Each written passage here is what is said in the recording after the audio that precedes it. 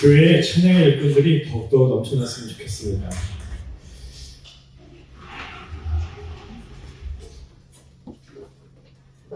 네, 오늘 말씀을 함께 보도록 하겠습니다. 요한복음 18장 36절 한 절입니다. 진실 믿고 우리 함께 말씀을 읽도록 하겠습니다. 시작. 예수께서 대답하시되 내 나라는 이 세상에 속한 것이 아니니라. 만일 내 나라가 이 세상에 속한 것이 없더라면 내 종들이 싸워 나로 유대인들에게 넘어지지 않게 하였으리라. 이제 내 나라는 여기에 속한 것이 아닙니다. 오늘 말씀을 로뎀나무 대표이신 김성원 목사님께서 전해주실 것입니다. 나오실 때 박수로 향해 주시겠습니다. 네. 이쪽으로네요. 네, 이 마이크 넘기겠습니다.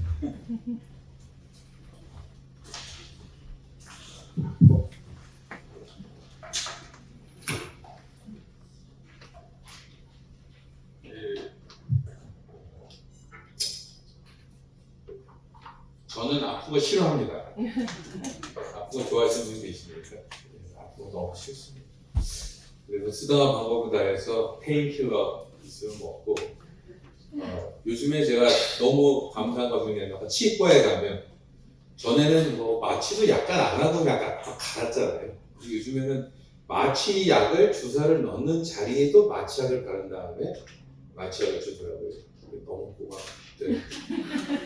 살만 나고 아멘. 목사님, 저는 우리 이성일 목사님하고 오랫동안 교제를 했는데 제가 이 목사님 안 계실 때 아부를 좀 따실 거예요. 시드니에서 가장 성실한 목사님은 담임 목사님으로 두고 계십니다. 때로는 저희 옆에서 보기에 너무 안 될 만큼 너무 열심히 성실하게 움직이셔서 그랬는데 이제 갑자기 전화 왔더라고요. 제가 시드니의 땜빵 전문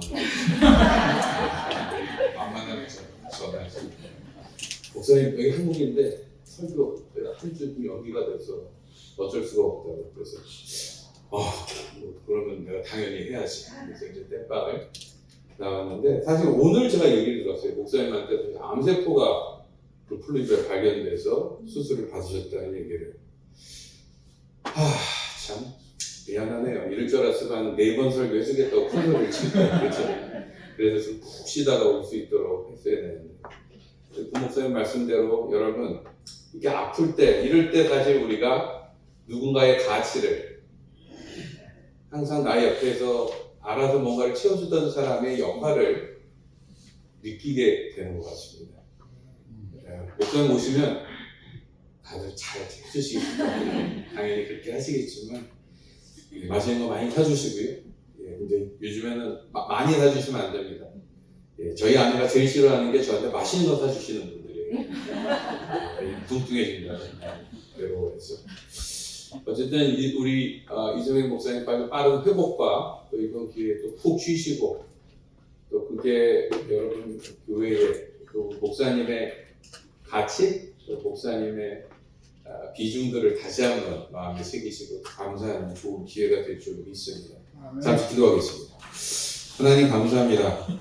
이 시간 말씀 앞에 저희가 씁니다. 오늘은 또 우리에게 어떻게 말씀하실지 기대하며 씁니다. 주여 우리의 마음을 열어 주님의 음성에 귀를 기울이게 하여 주시옵소서. 감사드리며 예수님 이름으로 기도드립니다. 최근 들어서 한국 사회에 굉장히 많은 논란이 있었던 거 여러분 기억하실 겁니다. 그리고 그것 때문에 특별히 크리스천들이 이런 어떤 혼란한 상황 속에서 어디에 서야 되는지 이제 고민을 하고 또 여러 가지 생각을 하게 되는 것 같습니다. 근데 이제 이번에 벌어지는 사태 때문에도 그렇지만 사실은 코비드 직후부터 저희가 속해 있는 한국 사회, 한국이라는 나라가 이제 신앙하고 자꾸 부딪히는 일들이 좀 노골적으로 많이 벌어지기 시작한 것 같습니다. 나름대로는 또 우리가 국가의 어떤 시책이나 또 공공선을 위해서 같이 해야 될 것들은 있지만 특별히 코비드 때 참 많은 신앙인들을 어렵게 했던 것은 우리 신앙인들은 여러분 신앙의 에너지를 어디서 얻으세요? 예, 여러분 중에서 뭐 기도하시면서 하는 분들, 뭐 혼자서 성경 보는 분들 있으면 저 같은 경우에는 이런 예배 때 없습니다. 예배에 와서 내 옆에 나하고 비슷한 씨름을 하는 사람이 있구나 확인을 하고, 그리고 내 안 되는 목소리로 내가 앞에 혼자서 찬양하는 사람들이 나보고 내려오라 그러겠지만 이렇게 군중에 섞여서 찬양하면 모르잖아요. 그럼 막 목이 터져라고 외치고, 그러면서 내 안에 있는 답답함과 아픔과 힘든 것들을 다 내려놓고 주님 부르짖고, 또 같이 통성으로 기도하고, 또 가끔가다 말씀 들으면 졸기도 하지만 얘기 듣다가 맞아, 내가 저거 알고 있었는데 왜 저걸 깨닫지 못했어, 이런 느낌. 예배가 그래서 저희를 되게 중요하게 살립니다. 아마 온라인 시대가 더 발달되고 저희가 온라인을 더 많이 사용하게 되더라도 제가 장담하는 것은 그리스도인들에게 예배, 실제로 같이 모여서 예배 드리는 것을 대신할 수는 없습니다. 영원히. 그래서 이제 이런 것들이 사실 되게 귀한 자리인데, 코비드 때 어쨌든 공공보건 때문에 저희가 못 모이게 됐었잖아요. 참 그게 교회들로서는 쉽지 않은 도전이었습니다. 최근 들어서는 또 한국도 그렇고, 호주는 한국보다 매년 더 앞서서 이제 고민을 했지만, 저희가 차별금지법 문제 때문에 또 교회가 여러 가지 좀 심란한 상황에 또 들어오기도 했습니다. 오랫동안 사실 동성애자들에 대한 굉장한 차별과 그들에 대한 박해, 뭐 이런 나쁜 짓들이 공견하게 벌어져 왔기 때문에 사실 그 사람들을 괴롭히지 않거나 보호하는 것은 필요합니다. 그러나 거기서 한 발자국 더 나가서 그게 만약에 우리 관계의 이상형이 되거나 그렇게 하는 것이 더 정상이다라고까지 얘기를 하기 시작하면 저희는 참 괴롭죠. 예, 왜냐하면 성경에서 말하는 관계의 모델은 적어도 그건 좀 다르기 때문에 그렇습니다. 근데 한국도 이제 뒤늦게 그 탄핵 정국 직전에 그것 때문에 교회들이 또 모였다가 또 탄핵 정국 이후에는 그 그룹들이 중심이 돼서 또 여러 가지 또 정치 활동을 하는 바람에 한국 사회에서는 우리 크리스천들은 이런 상황에서 어디에 서야 되는가라고 하는 굉장히 쉽지 않은 질문을 받게 됐습니다. 근데 여러분, 교회가 사회나 정치하고 갈등을 빚는 것이 한국 사회에서는 사실 좀 덜했던 것 같아요, 그동안은. 그 이유 중에 하나는 한국 사회에서 기독교는 마이너리티 릴리전은 아니었습니다. 지금도 역시 마찬가지고요. 그렇지만 한국 사회에서 기독교가 갖고 있었던 지위는 굉장히 특별했습니다. 왜냐하면 초창기에는 서구 문물을 받아들이는데 기독교와 교회와 선교사들이 너무너무 중요한 역할을 했기 때문에 사람들이 교회는 안 다녀도 선교사들에 대한 존중과 두려움들과 이런 것들이 있었어요. 그리고 일제시대 때는 물론 뭐 여러 가지 논란도 있고 안 그랬던 뭐 지도자들도 있었지만 또 한편에서는 신앙의 동기를 가지고 민족 독립을 위해서 싸우고 그것을 위해서 희생하던 많은 지도자들이 있었기 때문에 또 기독교가 굉장히 사회에 존경을 받던 그런 자리가 있었습니다. 우리가 개발 이후에는 경제 개발이 막 되면서 거기에서도 또 여러 가지 교회의 입장에 대한 비판도 있고 논란도 있지만 사실 그 어떤 때보다도 교회는 정말 가난하고 희망을 가지기 힘든 사람들에게 희망을 주고 새벽을 깨우고 다시 한번 일하게 만들 소망을 갖고 자녀들에게 더 나은 기회를 주기 위해서 몸부림치던 수많은 부모들의 동기 역할을 했습니다. 바로 그 점 때문에 한국 사회가 지금 이 정도로 발전된 거에는 기독교의 역할이 굉장히 컸어요. 그리고 그거를 대강은 알고 있었던 대부분 사람들이 나는 교회를 안 다녀도 신앙과 교회와 이런 데에 대해서 굉장히 존중을 하거나 조심하던 분위기가 분명히 있었기 때문에 그렇습니다. 근데 1990년대 중반부터 상황이 좀 바뀌기 시작을 합니다. 뭐 여러 가지 이유가 있지만 특별히 두 가지 요소가 제가 보기에 제일 컸는데, 하나는 이제 교회가 점점 사이즈가 커지니까 뭐 우리가 항상 그렇잖아요. 몸집이 커지고 집안 살림이 커지면 무슨 일이 생겨요? 고쳐야 될 것도 자꾸만 늘어나게 생깁니다. 문제가 자꾸만 나타나게 돼 있어요. 그래서 교회에 많은 문제들이 드러나기 시작하고 그게 보도가 되면서 교회가 그전보다 이제 욕을 많이 먹기 시작을 합니다. 그런 문제들도 있었고요. 또 다른 거는 그전에는 우리 한국 사람들이 서구화가 돼서 서구인들을 따라가려고 했지만 저희의 마인드셋은 약간 샤머니즘이나 옛날의 전통 문화에서 별로 달라지지 않은 채 살아왔거든요. 근데 한 90년대쯤부터 본격적으로 한국 사회 안에서 우리가 흔히 말하는 계몽주의의 영향들이 사람들의 삶 속에 들어가기 시작합니다. 여러분, 계몽주의라는 게 뭐냐면 17세기 이후에 서구에서는 이성과 과학과 사회 번역과 물질주의적으로 세상을 보는 그런 강력한 흐름들이 교회의 자리를 대체하기 시작을 했어요.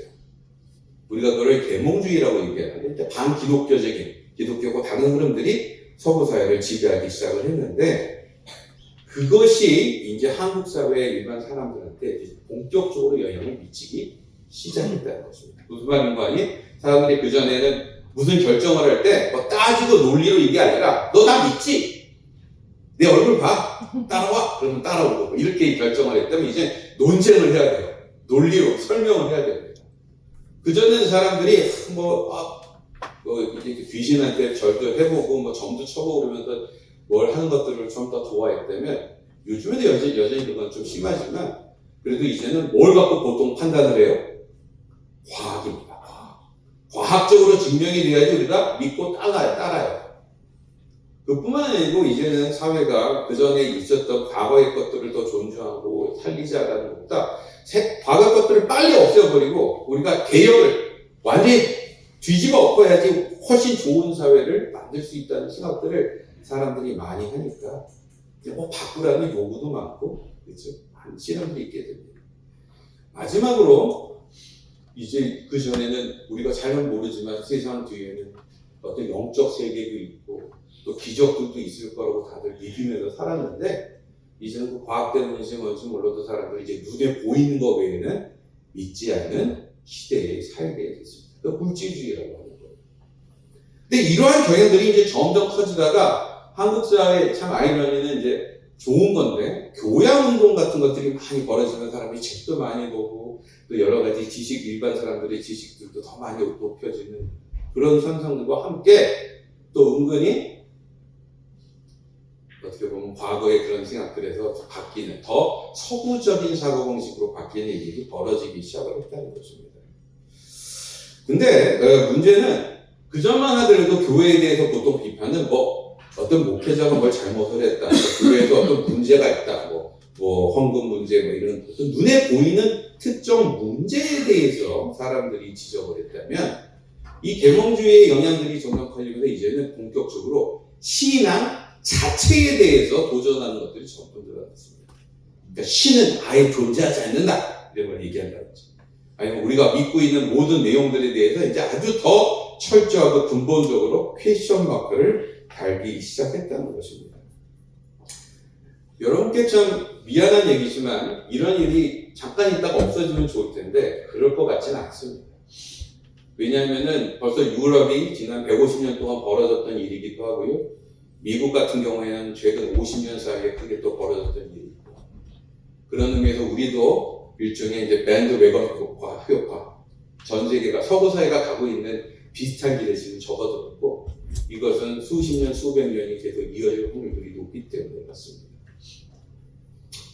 그러나 또 하나 이제 이게 위로가 될지 모르겠지만 여러분 기독교와 사회의 문화, 기독교와 정치, 기독교와 주변에서 벌어지는 일들이 갈등을 빚는 상황들은 전혀 새로운 것이 아닙니다. 지금만 그런 게 아니고 최근 100년 동안만 이런 일은 아니었어요. 왜냐하면 여러분도 알다시피 여러분이 지금 보고 있는 성경책의 배경은 사실은 그런 배경에서 쓰여진 책입니다. 권력을 쥐고 있었던 로마 제국이 기독교를 박해하고 그 당시에 지배적이었던 여러 가지 그게 이집트의 가치관이든 아니면 메소포타미아의 가치관이든 그 주변에 있던 수많은 비기독교적인 가치관들이 훨씬 힘을 많이 발휘하고 있을 때 하나님의 계시를 보고 깨달은 이들이 그것과 전쟁을 벌이고 씨름을 벌이고 고민을 하면서 했던 이야기들이 다 끼치기 우리가 보고 있는 신구의 승론이기 때문에 바로 이 점 때문에 성경은 솔직히 우리 시대에 훨씬 더 잘 맞습니다. 한때 여러분도 알다시피 서구 사회가 특히 로마 제국이 기독교를 국교로 받아들인 이후에 유럽 사회 사회는 한동안 기독교를 되게 가깝게 자기 사회의 한 제도의 일부로 받아들여서 활용해 왔어요. 근데 갈등이 좀 적은 것 같이 보였죠. 근데 나중에 여러분이 교회사에 관심이 있는 분들은 꼭 추천드리지만 실제로 교회사를 뚜껑을 열어보면 단 한 번도 교회와 사회가 친한 적은 없었습니다. 계속 했던 싸움과 갈등들이 있을 수밖에 없었던 수많은 흔적들이 있어요. 근데 어쨌든 겉으로는 조금 더 친하게 지냈다는 거죠. 근데 지금 사회는 어쨌든 점점 더 갈등이 심해지고 우리가 예수를 믿는다고 하는 게 당연하게 보이거나 괜찮게 보이거나 그럴듯하게 보이지 않는 시대로 가고 있습니다. 그리고 사실은 그 얘기가 훨씬 더 공감되는 시대가 바로 여러분이 읽는 성경의 시대이기도 해요. 어쩌면 바로 그 점 때문에 저와 여러분이 그 시대 어떤 때보다도 성경을 더 깊이 연구하고 성경 말씀에서 영감을 얻게 되는지도 모르겠습니다. 왜? 그 어떤 시대보다 너무 비슷한 걸 우리는 보고 있거든요. 어쨌든 지금 이 혼란 속에서 우리의 자녀들을 위해서도 그렇고 내 자신을 그래도 그렇고 내 삶 속에서 내가 이런 혼란과 갈등 속에서 어떤 포지션들을 어떤 위상을 지켜야 되는지에 대한 질문은 점점 중요해질 수밖에 없습니다. 그리고 오늘 본문은 짧지만 사실 거기에 대해서 굉장히 중요한 키 앤서를 담고 있는 구절이에요. 오늘 본문을 보시면 이 전체 얘기는 여러분이 지금 사순절 시작하시고 파스오버까지 6월 고난절까지 가시는 이 기간 중에 일부인데 이 얘기에 우리가 항상 다루는 성경 이야기가 있죠. 예수님의 고난 이야기. 예수님의 체포 장면을 여러분 떠올리실 거예요. 근데 예수님이 어떻게 체포를 당하셨죠? 그의 가장 가까운 사람한테 등에 칼이 꼽혀서 배신을 당해서 잡혀가십니다. 근데 여러분이 이 고난 스토리에서 주목하셔야 될 것은 특히 우리가 그동안 멜 깁슨의 영향 때문에 그 패션이라는 영화의 영향을 많이 받아서 고난 그러면 막 너무 고통스럽고 아프고 막 힘들고 이거를 주로 떠올려요. 사실입니다. 그것은 바로 우리의 죄값을 치르시는 그 면에서 우리의 죄가 얼마나 흉악하고 끔찍한지를 보여주는 면에가 많은 얘기예요.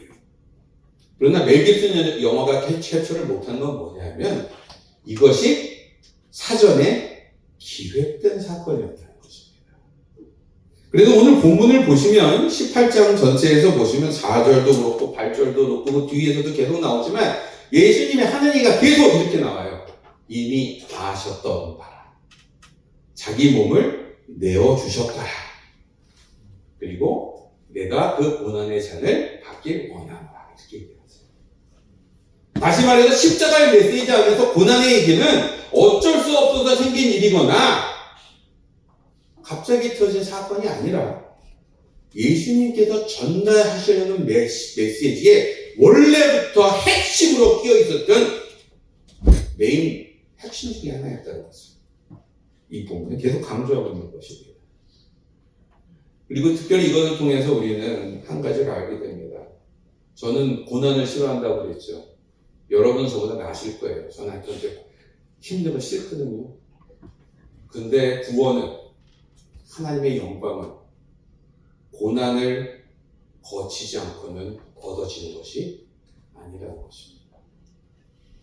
나는 비록 이걸 피하고 싶고 조금이라도 안 하는 게 내 본질이지만 하나님의 회복, 하나님의 지혜, 하나님께서 주시는 축복들을 위해서 우리가 거쳐야 될 고난과 아픔들은 반드시 있다 하는 것을 본문은 얘기하고 있는 것입니다.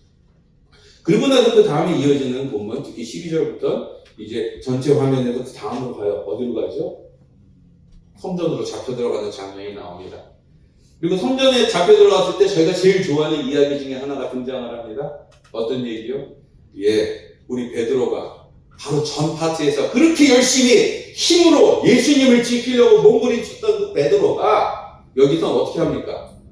하면은 샥 바뀌어요. 싹 바꿔갖고 한 번도 아니고 몇 번? 한 번 정도는 봐줄 수 있죠. 3번이나 하는 건 이거는 너무한 거 아니에요? 근데 여러분들 알다시피 이 베드로의 이야기가 이 얘기에서 이렇게 대조적으로 등장을 하는 가장 큰 이유는 인간이 그 하나님 앞에서 답을 구할 때, 하나님하고 관계를 할 때, 얼마나 쉽게 우리의 감정적으로, 우리 힘으로, 우리의 노력으로, 우리의 성과로, 우리가 하는 뭔가를 이룰 수 있는 척고 막 덤벼들었다가, 조금만 우리 마음대로 안 되면, 조금만 우리가 기대한 대로 안 되면, 조금만 우리를 속상하게 하면 얼마나 쉽게 싹 얼굴을 바꾸는지를 보여주는 예로 등장하는 것입니다. 특별히 베드로가 표현하는 것은 이런죠. 예수님을 지키려면 내 힘으로 지키겠다. 칼로 지키겠다. 돈으로 지키겠다. 눈에 보이는 확실한 것을 갖고 내가 예수님 지킬 수 있어. 얘기할 때 예수님께서 노. 너네는 그걸로 지킬 수 없어. 라고 얘기를 합니다. 왜 그랬을까요? 결국은 인간이 갖고 있는 이 허망한 모습들을 알고 계시기 때문에 우리 의지나 우리 힘이나 우리의 무력이 우리 조직이 사실은 우리를 구원할 수, 우리를 지켜낼 수 없기 때문에 그런 것입니다. 어쨌든 이러고 나서 이 사람은 어디로 보내십니까? 성전에서 문출 갖고는 답이 안 나와요. 왜? 이스라엘은 로마의 식민지였기 때문에. 그래서 이제 사형을 받으려면 로마 총독한테 가야 됐던 것 아실 것입니다. 그래서 오늘 본문이 나와 있는 이 얘기들의 바로 이제 보다 직접적인 배경으로 이제 빌라도가 예수님을 갖고 문초하는 장면이 등장을 합니다. 근데 이때 예수님의 질문이 굉장히 독특해요. 뭐라고 질문합니까? 33절 보십시오. 네가 유대인의 왕이냐? 이렇게 묻습니다. 유대인의 왕. 더 놀라운 것은 예수님께서 거기에 대해서 어떻게 대답해요? 맞아요! 틀려! 이렇게 얘기 안 했습니다. 그거는 네 말이지 이렇게 얘기해요. 이게 무슨 뜻이겠어요? 예수님이 긍정도 부정도 안 하신 것입니다. 그러니까 우리가 추측 건데 뒤에 나오는 배경으로 보건데 아마 이런 뉘앙스가 아니었을까 추측이 돼요. 네가 한 말 속에 뼈가 있어. 맞는 부분이 있긴 한데 네가 지금 그 말을 쓰고 있는 정의, 뜻은 잘못 파악하고 있는 거야. 이 지적을 하고 있는 얘기가 나오죠. 빌라도가 그 말을 듣고 벙칩니다. 뭔 소리인가 했을 거예요. 그래서 두 번째 질문이 나오죠. 아니 네가 유대인의 왕이라고 지금 해서 제사장들이 끌고 와서 지금 너를 죽이려고 하는데 그럼 너는 유대인들한테 적어도 인기가 있어야 될 거 아니야. 유대인들이 너를 좋아하고 막 지지하고 있어야지 정상이 있는데 어떻게 이 사람들이 그전에 맨날 내 앞에 와서 서로 싸움질만 하고 서로 욕만 하던 그룹들이 모두 힘을 합쳐서 너를 죽이려고 이렇게 덤벼드냐. 이게 뭔 일이야? 너가 도대체 뭔 일을 했니? 라고 묻습니다. 거기에 대한 답이 오늘 본문이에요. 오늘 본문. 뭐라고 나옵니까? 아주 쉽게 나오죠? 한마디로 내 나라는 이 땅에 속한 것이 아니다. 여기는 여러분 이 땅에 속한 것이 아니다라고 얘기하는 건 그냥 호주가 아니야. 유대가 아니야. 이 말을 하는 것이 아닐 것입니다. 왜? 그 전에 우리가 베드로의 활동을 보면서 뭘 알았어요? 뭘 볼 수 있었어요? 하여튼 인간의 시도, 인간의 계획, 인간의 힘, 인간의 돈, 인간의 조직 이런 걸 갖고 무슨 답을 내려고 하는 그런 모든 시도에 대해서 하나님은 아니 그런 거 갖고 이거는 해결할 수 있는 문제가 아니야 라고 말씀하지 않으셨겠어요? 그러니까 단순히 그냥 유대 땅에 속한 게 아니라 이 뜻이 아니라 인간이 하는 모든 시도들에 대한 부정을 하고 계신 것입니다. 거기다가 뭐라고 말해요? 내 나라는 속한 거죠. 여기서 내 나라는 무슨 뜻이겠어요? 하나님의 나라. 여러분도 아다시피 하나님의 나라는 예수님께서 처음 오셨을 때부터 했던 메시지의 핵심이었어요. 예수님 뭐라고 하셨어요? 하나님의 나라가 가까이 왔다. 회개하고 얘기하세요. 그리고 나서는 예수님께서 내가 하나님의 나라고 나를 통해서 하나님의 나라가 드러나게 된다라고 설명을 하세요. 다시 말해서 예수님의 얘기의 핵심은 항상 하나님의 나라였다는 것입니다. 그리고 나서는 37절에 보시면 예수님께서 이 하나님의 나라를 갖고 뭘 할 것에 대한 간단한 힌트가 나와요. 뭐라고 그러냐면 진리를 통해서 내가 진리를 선포함으로써 그거를 듣고 반응하는 사람들이 모여 그들로 나의 백성을 삼겠다 이렇게 표현을 하세요. 이 말은 딴 게 아니라 여러분이 마태복음 28장 18절에서 20절로 나오는 성교 대사명의 또 다른 표현의 일부입니다. 그럼 질문은 이렇습니다. 하나님께서 지금 말하시는 내 나라가 뭐냔 말이에요. 내 나라. 하나님의 나라를 복음을 선포하러 오셨다. 하나님의 나라다. 하나님의 나라의 영광을 위해 뭐 이런 얘기를 많이 하는데 도대체 하나님의 나라가 뭐냐는 거예요. 여러분, 하나님의 나라는 쉽게 말씀드리면 이렇습니다. 원래 창조 세계의 주인, 기준이 누구세요? 창조주? 하나님이세요. 하나님의 지혜와 하나님의 원리대로 이 세상이 돌아갈 때만이 이 세상은 건강하게, 좋게, 아름답게, 행복하게 돌아갈 수 있어요. 그 하나님의 질서와 하나님이 하시려는 것들이 원래 계획대로, 원래 의도하셨던 대로 돌아가면 그 나라는 무슨 나라예요? 하나님의 나라인 거예요. 다시 말해서 예수님께서 선포하신 건 뭐냐면, 야, 이제부터 하나님이 제 능력을 발휘하시고 하나님의 기준이 너의 삶에 제대로 적용되기 시작할 거고, 하나님이 원래 기대하셨던 조화와 평화가 너의 삶에 온전히 경험되기 시작할 거야. 그게 하나님의 나라예요. 그게 하나님의 나라입니다. 근데 하나님의 나라에는 중요한 포인트가 있어요. 하나님이 직접 다스리는 것으로 하시지 않고 누굴 대리자로 세워요? 누굴 대리자로 세워요? 옆 사람을 보십시오. 옆 사람. 옆 사람을 보십시오. 답이 옆에 있습니다. 답에 보이세요? 자세히 보십시오. 하나님께서 하나님의 그 건강한 하나님의 원래의 창조세계의 질서와 하나님의 아름다운 것들을 제대로 구현하기 위해서 도구를 쓰셨어요. 그 도구는 바로 사람입니다. 바로 이 점 때문에 하나님의 형상을 가진 저와 여러분은 여러분이 지금 하는 일 속에서 답답하고 마음대로 안 되고 속상하고 몸이 아프고 하나님까지 하나도 마음대로 안 되는 것 같아서 힘들지 모르지만 하나님이 여러분 각자에게 넣어두신 가능성은 이 땅을 책임지도록 하십니다. 그걸 제대로 우리가 하고 있냐 안 하면 별개문제겠지만 저희 손에 뭐가 달렸다? 저와 이 창조세계 전체의 운명이 달려있도록 만드셨다 하는 것입니다. 그래서 우리가 이 역할들을 제대로 하도록 불림을 받고 그 역할에 대한 얘기가 여러분도 알고 있는 창세기 1장 28절에 나오는 창조 대명령에 나와요. 여기 뭐라고 나오죠? 번성하고 정복하고 다스리라 이 얘기 나오잖아요. 그 역할을 통해서 하나님께서 이 땅에 하나님의 질서, 하나님의 지혜, 하나님의 좋은 것들이 더 퍼져나갈 수 있도록 하는 것입니다. 지금 여기서 중요한 단어 중에 하나는 첫 단어예요. multiply라고 부르죠.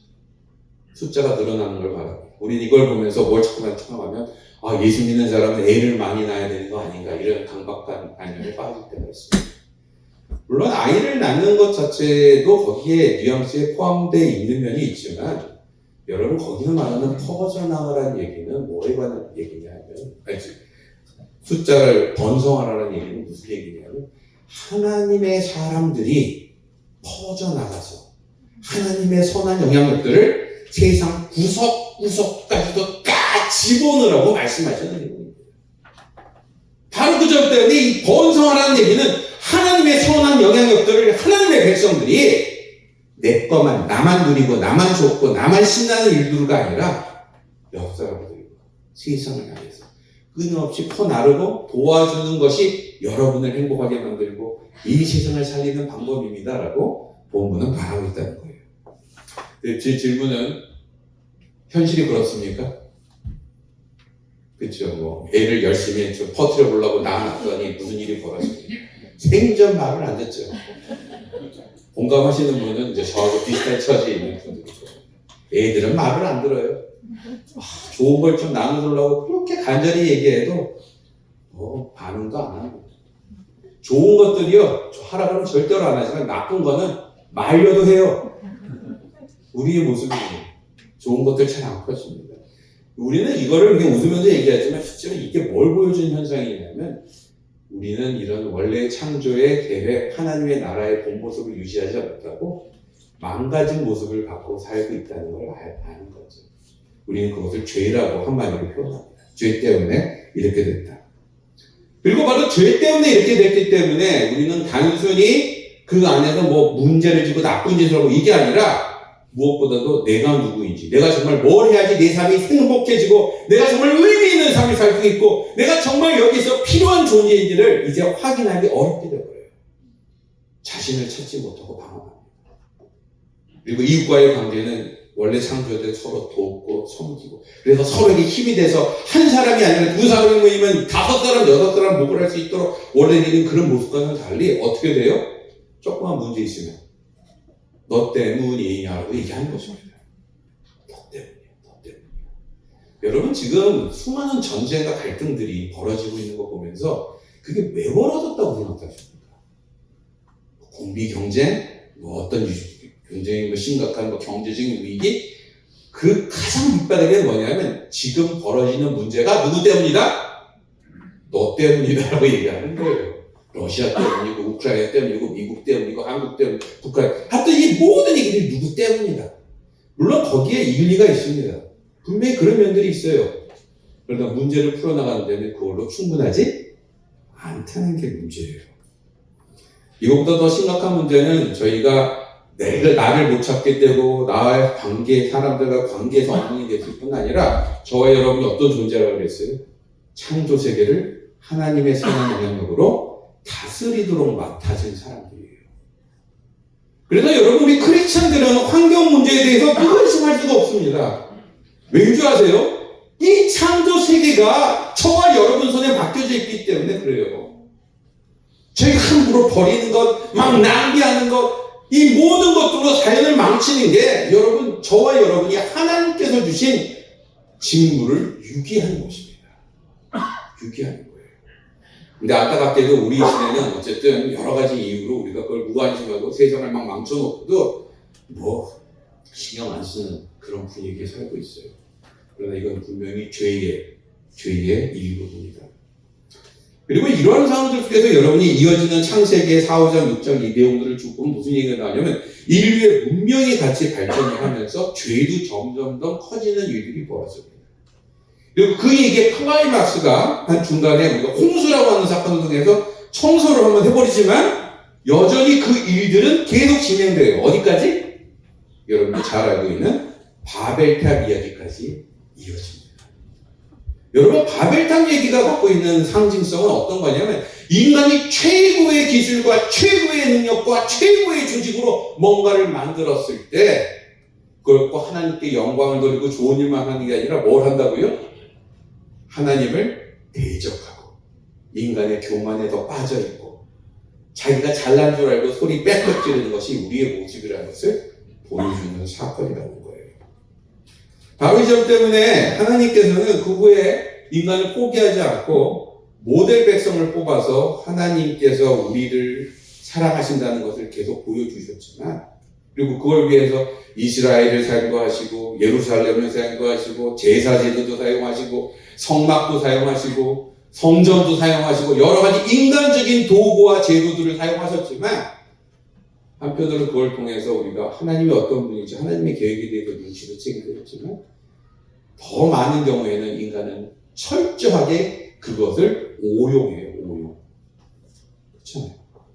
좋은 예가 뭡니까? 성전 제도에서 제사 제도로 해서, 제사 제도의 핵심은 인간이 죄에 빠졌을 때 하나님께 다시 회복할 수 있는 자연스러운 자리를 만들어 주신 거거든요. 그리고 재물을, 생명을 바침으로써 우리가 짓는 죄가 단순히 그냥 딴 옆 사람 해코지 않는 종류의 수준이 아니라 이 세상을 죽음으로 몰아가는 끔찍한 짓의 일부라는 것을 깨닫게 하세요. 그리고 그걸 태우면 연기가 어디로 올라가는지 아십니까? 뭐 좋은, 모르겠습니다. 대부분 여기 위로 올라가요. 근데 여기가 위로 올라가는 걸 보면서 하나님께서 그 회개를 받아주신다고 이스라엘들은 깨닫고 다시 한번 하나님과의 관계를 회복하도록 했거든요. 그런데 그러한 제도를 갖고 이스라엘 민족이 하나님과 관계를 회복하는 쪽으로 가지 않습니다. 자기가 갖고 있는 더 많은 나쁜 짓, 더 멍청한 짓들을 합리화시키기 위해서 그 성전 제도를 잘하는 것으로 자기를 칭찬해요. 그러니까 이거 잘했으니까 다른 거는 좀 눈 감아 주시겠지, 뭐 그랬을까요? 어쨌든 그걸 통해서 정말 의도했던 하나님과의 관계의 회복은 일어나지 않고 아주 거창하게 의식을 잘 치우는 민족이 됩니다. 성전에서, 예배를 통해서. 이런 걸 통해서 하나님께 기뻐하셨던 모습이 아니라는 거예요. 성경 전체의 이야기, 특히 구약의 전체 얘기는 바로 이러한 인간의 시도들과 인간의 제도와 인간의 힘과 인간의 노력들이 나름대로는 뭐 좋은 거를 할 때도 있었지만 대부분 우리에게 필요한 답이 되지 못했다는 얘기를 하고 있습니다. 그래서 그 얘기 전체에 대한 결론이 어디 나오냐면 여러분 복음서의 첫 장에 등장을 해요. 복음서에 제일 먼저 등장하는 게 뭔지 아십니까? 예, 족보 얘기하는 것도 맞지만 세례요한의 얘기가 나오죠. 세례요한이 뭐라고 말합니까? 세례요한이 그 구약 시대 전체에 있었던 이스라엘한테 그 많은 노력과 고민과 실험들을 한마디로 평가해요. 뭐라고요? 회개하라. 회개하라. 이스라엘 민족이 실패한 것입니다. 예수님께서는 그동안 하나님께서 점진적으로 계속 자신의 사랑과 우리를 포기하지 않는 그 은혜들을 보여주셨음에도 불구하고 우리가 계속해서 그것을 왜곡하고 우리 맞는 식으로 마음대로 해석하고 그것을 이상한 식으로 적용했던 그것들을 제대로 교정하기 위해서 오셔서 하나님의 나라가 어떤 것인지 제대로 설명해 주기 시작하세요. 예화와 기사와 이적을 통해 설명을 하십니다. 그러나 예수님께서 특별히 공격을 하셨던 그 당시에 가장 중요한 4개의 그룹들이 있었어요. 여러분도 알다시피 그 당시에는 벌써 헤롯 왕의 성전을 통해서 그 전에 무너졌던 성전이 다시 회복이 됐거든요. 그래서 어떤 면에서 보면 다윗 때보다 더 화려한 예배 의식과 예배 시설들이 이제 만들어 재건이 된 시대였습니다. 예배로 하나님과의 관계를 회복할 수 있다. 예배를 통해서는 하나님을 만날 수 있다고 주장하던 사람들이 잔뜩 있었어요. 또 다른 한쪽에서는요, 예배 그 형식이잖아. 하나님께서 정말 원하시는 거는 네 삶이야, 생활이야, 생활. 그러니까 율법을 철저하게 지키는 게 하나님과 관계를 회복하는 길이야라고 생각하는 사람들이 있었죠. 누구죠? 바리새인들이 그 사람들이었습니다. 그래서 막 그 얘기하고 있었어요. 또 다른 사람들은 아니 하나님께서 주인이 되신다는데 이거는 딴 얘기가 정치적으로 풀어야 돼. 우리가 무력으로 혁명을 일으켜서 뭐라고 그러죠? 하나님 공화국을 선포하는 게 답이야. 예, 혁명을 일으키고 무력으로 국가를 만드는 게 답이야. 생각하는 사람들이 있었어요. 그 사람들을 뭐라 그러냐면 열심당이라고 부르던 사람들이에요. 성경에 나오지 않지만 또 이스라엘 당시에는 어떤 사람들이 있었냐면 세상이 지금 돌아가는 게 너무 끔찍해. 맨날 싸우기만 하고 막 너무 악의 세력이 세고 그러니까 우리는 조용히 동굴 속에 숨어 있다가 주님이 짠 하고 나타나셨을 때 세상을 뽕땅 불태우실 때 살짝 같이 껴타서 우리는 새로운 시대를 기다리는 거예요. 그런 식으로 생각하던 사람들도 있었습니다. 그 사람들을 SNF라고 불러요. 근데 예수님의 사역들을 가만 보면요, 그 당시에 존재했던 이 4가지 그룹을 철저하게 부정하십니다. 하나님께서 원하시는 교제는 의식이 아니라는 거예요. 뭐예요? 우리의 마음의 문제예요. 우리의 중심이 진짜 어디가 있는지 문제라는 거예요. 화려한 의식을 했다고 해서 거창한 어떠한 형식을 취했다고 해서 하나님과의 관계가 회복되는 것이 아니다. 하나님께서 정말 원하시는 순종은 율법대로 해갖고 그 규칙을 하나도 글자 하나 틀리지 않고 지키는 그런 것이 아니라 우리의 사랑이 어디가 있는지를 물어봅니다. 그래서 여러분 아시지만 예수님을 찾아온 광원이 예수님과 대화하다가 지켜야 될 율법의 핵심이 뭐냐고 물어봤을 때 대답을 그렇게 해요. 뭐라고요? 2가지? 하나님을 사랑하고 이웃을 사랑하고. 근데 사랑하는 게 율법 지키는 것보다 훨씬 어렵습니다. 왜? 그것은 끊임없이 우리 자신의 동기를 물어봐야 되는 일이기 때문이에요. 진짜 네 마음이 저 사람을 긍휼히 보고 있니? 저 사람을 기다려줄 수 있니? 저 사람을 진짜 불쌍히 보고 있니? 저 사람에 대해서 네가 애정을 갖고 있니? 라고 물어보는 거예요.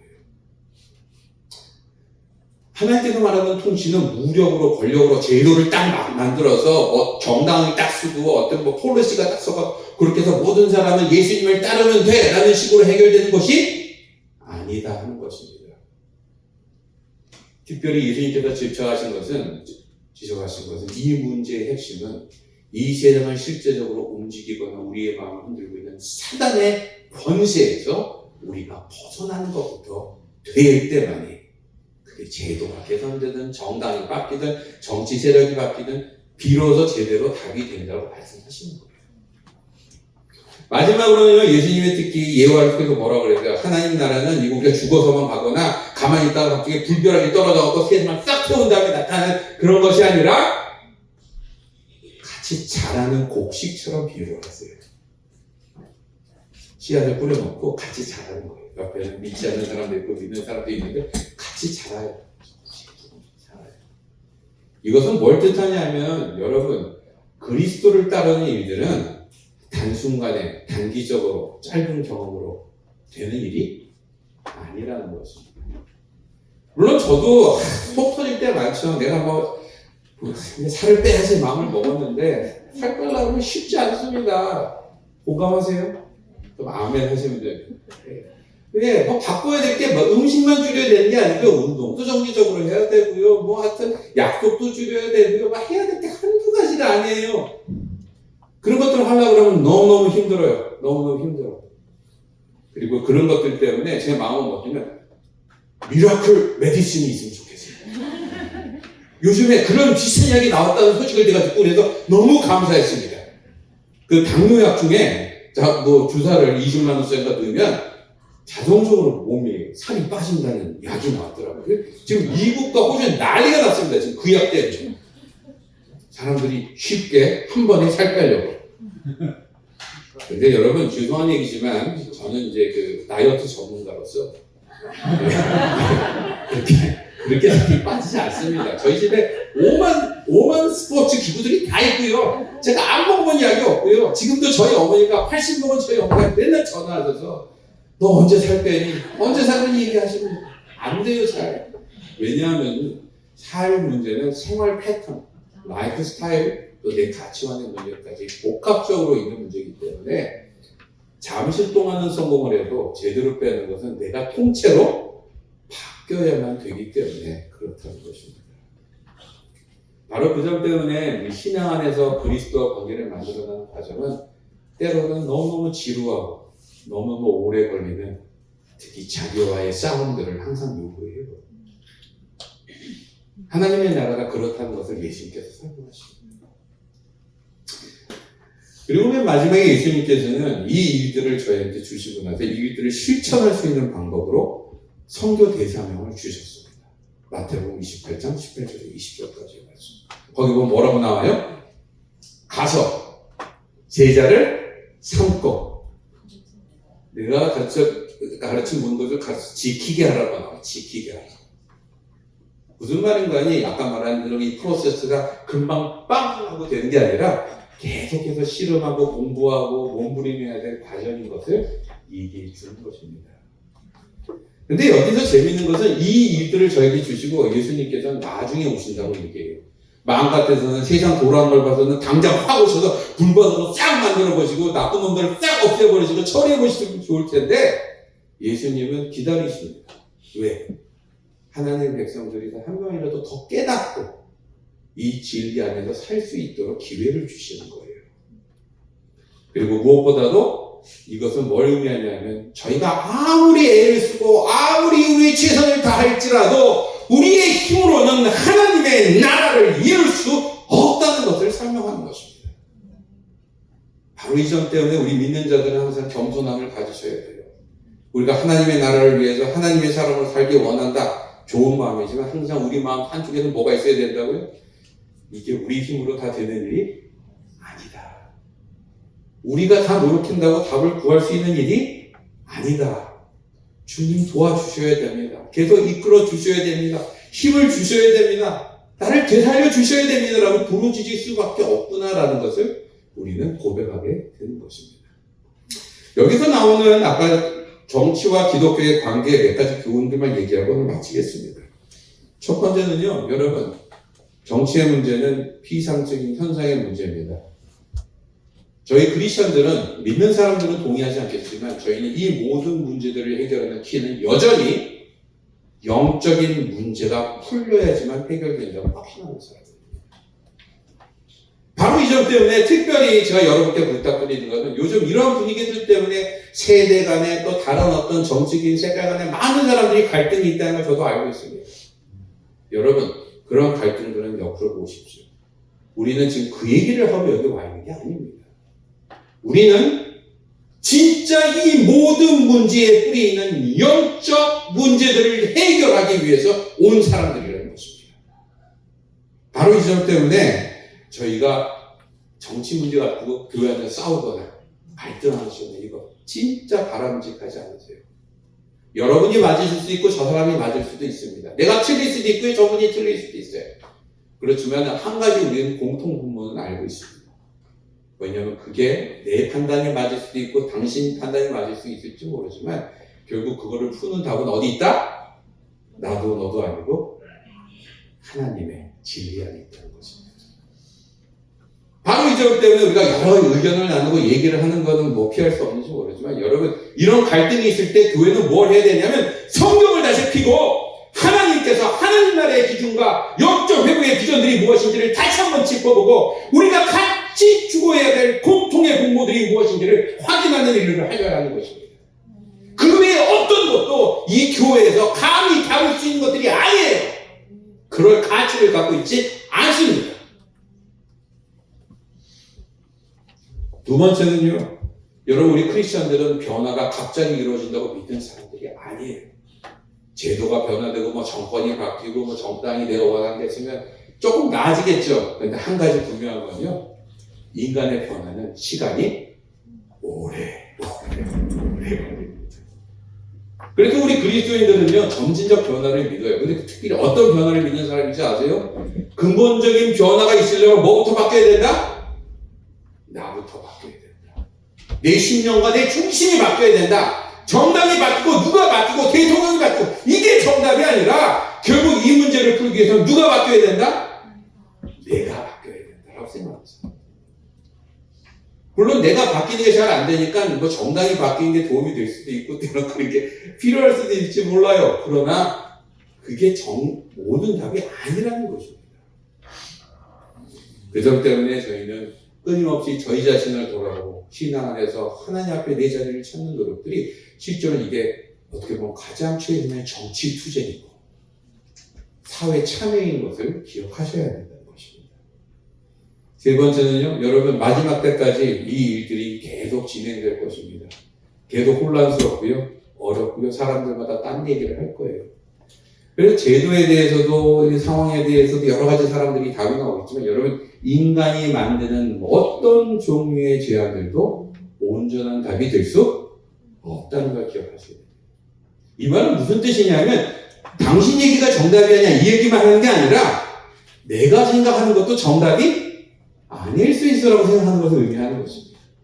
내가 정치적으로 다른 의견이 있다 하더라도 그리고 내가 듣기엔 내 말이 여전히 맞아요.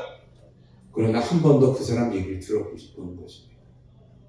내가 틀릴 수 있으니까. 난 인간적인 한계 속에 부족한 존재니까.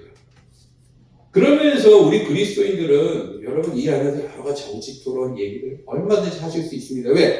여기만큼 서로에게 귀를 기울여 주시는 사람을 구하기가 쉬운 데가 없어요. 왜? 우리는 다 어떤 사람들이기 때문에 당신 앞에 있는 사람과 비교하는 게 아니고요. 하나님 앞에서 나를 보는 사람이기 때문에 항상 저희는 배울 준비가 되어 있는 사람들이죠. 때로는 저희 애들한테도 배울 게 있잖아요. 애들한테도 배울 게 있는데 왜 옆 사람한테 배울 게 없겠습니까? 마지막으로요, 여러분께 격려드리는 건 지금 벌어지는 상황들이 혼란스럽고 힘들고 답답할지라도 여러분 우리 크리스천들은 아까 얘기했던 이 성경의 큰 그림을 통해서 드러나듯이 어떤 사람들인지 아십니까? 우리를 포기하지 않는 하나님의 사랑을 받는 사람들입니다. 비록 우리가 한심하고 어리석고 우둔하고 실수투성이지만 하나님은 포기하지 않으셨어요. 그리고 그 얘기는 지금도 계속되고 있습니다. 우리가 그 희망을 갖고 있을 때 지금 벌어지고 있는 정치적, 경제적 상황들이 아무리 암담하고 답답할지라도 저희는 절망하지 않습니다. 왜? 그리스도인들은 근본적으로 긍정주의자이기 때문에 그래요. 뭐든 돼도 된다 이런 뜻이 아니라 결국 이런 어떤 몸부림 속에서 하나님은 우리를 버리지 않으신다는 걸 알기 때문에 그렇습니다. 그래서 이 삶 속에서 우리는 소망을 갖고요 힘을 얻는 것입니다. 그래서 이 막 맨날 막 사업하는데 뭐 돈도 안 돌아가고 막 여러 가지 막 손님도 줄고 막 짜증나고 일에서 속 섞이는 직원도 생기고 이렇게 힘들어도 우리가 주일날 와서 하나님을 만나고 예수님을 부르짖고 다시 한번 하나님 나라의 소망을 볼 때마다 우리는 되살아나는 것입니다. 왜? 아직 이 땅의 창조주께서 나를 포기하지 않으셨기 때문에. 아멘입니까? 그래서 우리가 이 예배가 우리의 복음 설교가 우리를 살리는 것입니다. 말씀을 정리합니다. 여러분 좀 정치적으로 되게 민감한 시대지만 우리 크리스천들이 정치에 무관심하거나 입을 닫아야 된다는 뜻은 전혀 아닙니다. 왜? 그건 우리의 삶하고 관련된 일입니다. 그러나 아까 말씀드린 대로 우리의 진정한 답의 근본이 바로 우리 안에 개인에게 심령의 문제라는 것들 우리 믿는 사람이라는 걸 잊지 마시기 바랍니다. 그리고 우리의 부족함과 연약함들을 염두에 두면서 나랑 의견이 다르더라도 옆 사람들에게 귀를 기울이시고 존중하시고 얘기를 들어보시면서 그럼에도 불구하고 우리가 같이 추구해야 될 하나님 나라의 비전들이 무엇인지를 잊지 않으십니다. 우리 지원교회 성도 여러분들이 되시길 주님의 이름으로 기원합니다. 이 시간 다 같이 눈을 감으시고